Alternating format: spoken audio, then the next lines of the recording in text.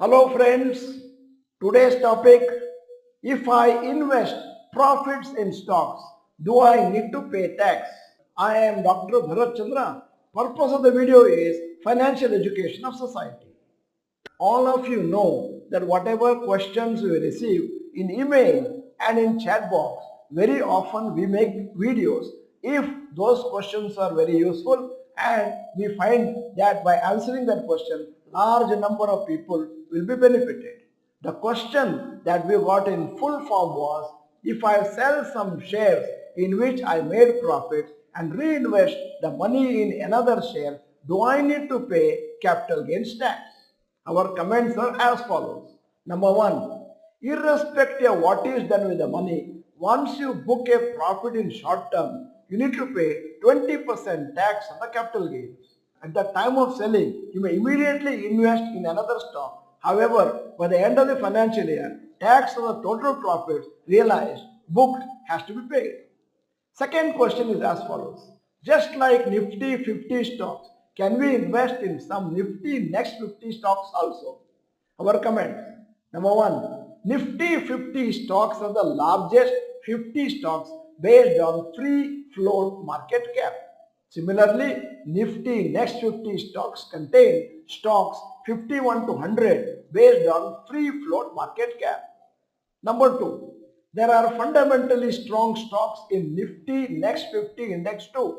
If you can do proper fundamental analysis, select a few stocks, you can invest in them provided you have the risk appetite. Number three, stocks in the Nifty Next 50 index may be more volatile than many of the Nifty 50 stocks, hence you must be prepared to see more fluctuations in the share price. 4. Many times some of the good stocks in the Nifty Next 50 and Nifty Mid Cap stocks may be included in the Nifty 50 index.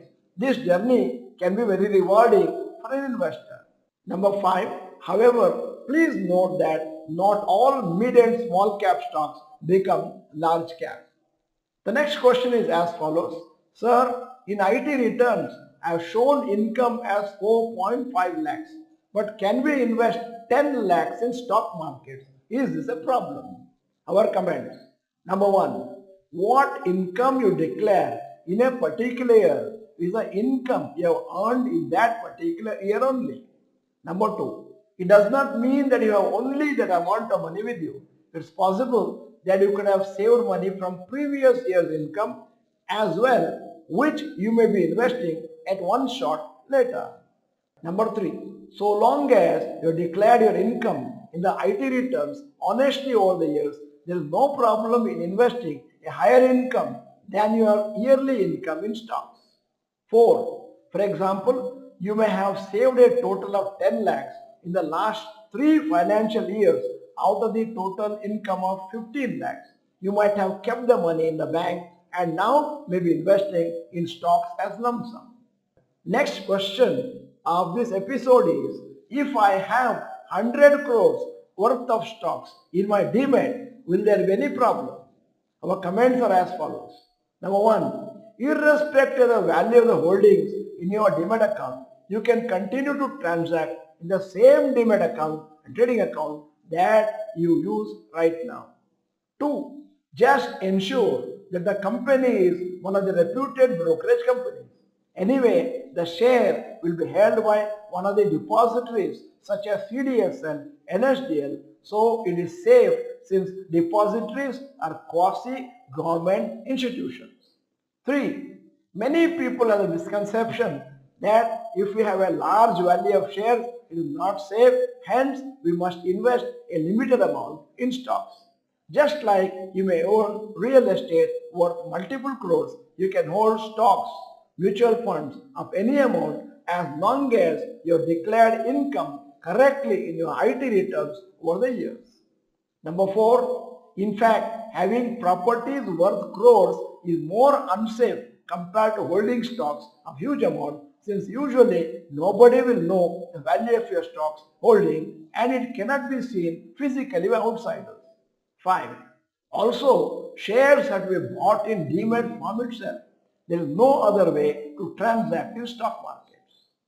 The next question is, hi sir, Your efforts in educating retail investors is highly appreciated. I have one question. Why people from Karnataka are less interested in stock market investing? Our comments. Historically, the previous generation did not have many stock market investors in Karnataka when compared to Maharashtra and Gujarat. 2. In many families which had invested in stocks in the past, they have lost money and hence next generation also was not keen due to bad experience in the past. 3.